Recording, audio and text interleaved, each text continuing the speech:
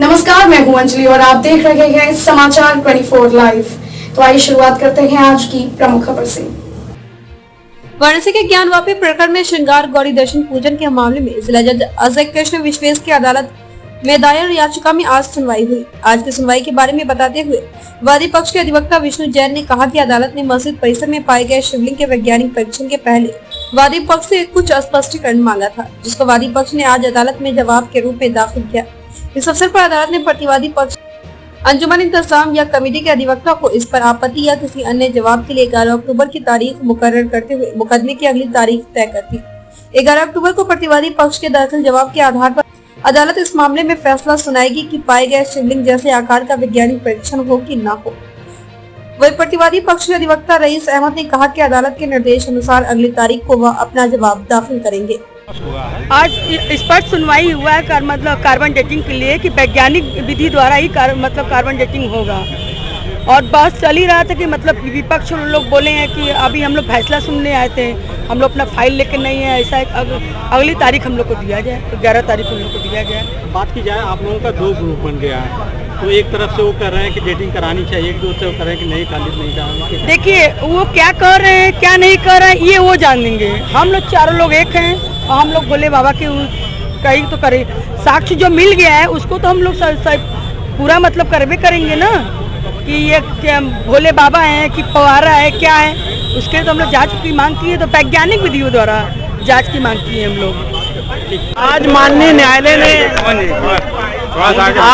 न्यायालय ने हम लोगों को दोबारा इस मुद्दे पे जो एप्लीकेशन है साइंटिफिक इन्वेस्टिगेशन की, उसमें कार्बन डेटिंग और जो साइंटिफिक इन्वेस्टिगेशन की मांग की गई है उसमें दोबारा माननीय न्यायालय ने उसकी क्लैरिफिकेशन के लिए आज लगाया था।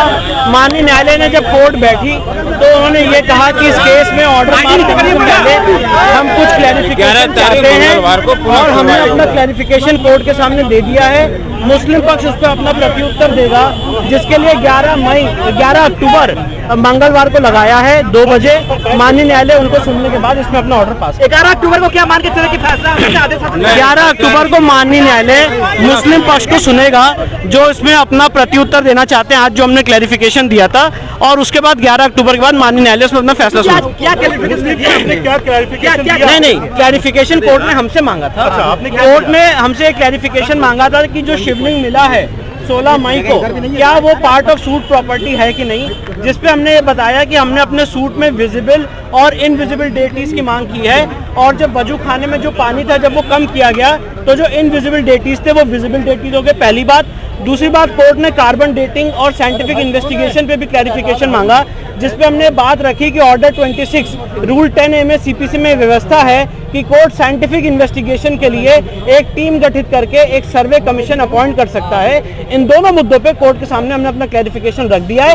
आज मैं आपको दोबारा बताना चाहता हूँ, कोर्ट ने इस केस को ऑर्डर के लिए रखा था, पर कोर्ट की ये पावर है, इनहेरेंट पावर है कि अगर ऑर्डर पास करने से पहले उनको कोई क्लैरिफिकेशन चाहिए होता है तो वो काउंसिल से मांग सकती हैं। तो हमारे सीनियर और हमने, हरिशंकर जैन साहब ने और हमने पिटीशनर नंबर 2 से 5 की तरफ से अपना क्लैरिफिकेशन कोर्ट के सामने रख दिया है, और मुस्लिम पक्ष उसका प्रत्युत्तर देना चाहता है। उसके लिए कोर्ट ने 11 अक्टूबर रखी है।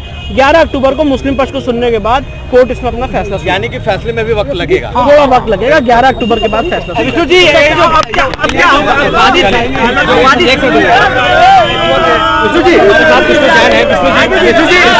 आज कोर्ट में मतलब हमारे ऐसा है, जो कार्बन डेटिंग की कर रहे हैं लोग प्रार्थना पत्र, हमारी प्रार्थना पत्र 250 गज जो थे वह कार्बन डेटिंग या वैज्ञानिक तरीके से जांच अन्य प्रकार से जिससे हो सके बिना शिवलिंग को क्षति पहुंचाए वह जांच करने का प्रार्थना पत्र दिया गया था, जिस पर विपक्षी का आपत्ति आया था। विपक्षी ने अपनी आपत्ति के पैरा 4 में स्पष्ट कहा है कि 16/5/22 को जो प्राप्त हुआ है, जिसको 12 है वादी लोग शिवलिंग कह रहे हैं, यह स्पष्ट नहीं है, इसलिए पूजा का अधिकार नहीं दिया सकता है। यही शब्द को उन्होंने पैरा 8 में भी रिपीट किया है, तो बिना जांच का स्पष्ट हो नहीं पाएगा। और हमारी प्रार्थना पत्र बिना शिवलिंग के किसी भी प्रकार से क्षति पहुंचाए यह वैज्ञानिक जांच कराई जाए, जिससे कितना प्राचीन है और कितनी गहरा है, इसका आधार हुआ क्या है, इसकी स्थिति क्या है, इस जांच के प्रार्थना पर था। इस पर माननीय न्यायालय द्वारा पुनः इस पर कुछ कार्बन डेटिंग और वैज्ञानिक जांच पर बहस के लिए कहा गया, स्पष्ट करिए।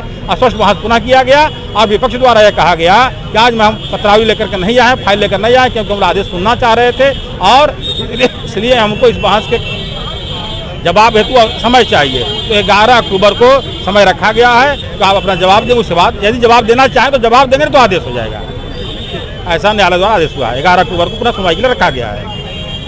जांच करना, ये कोर्ट चले, जज साहब चले और एक्सपर्ट चले, वहाँ पे देखे, उसको थोड़ा सा तोड़िए, ऊपर से देखिए वो पत्थर है कि उस पर बड़ी चूने का प्लास्टर है। अब बड़ी चूने का इतना सा भी 1 इंच भी आप तोड़िएगा तो बड़ी चूना निकल आएगा, और बड़ी चूना अगर निकल गया, पत्थर नहीं है, क्या करेंगे आप, ये बताइए हमें।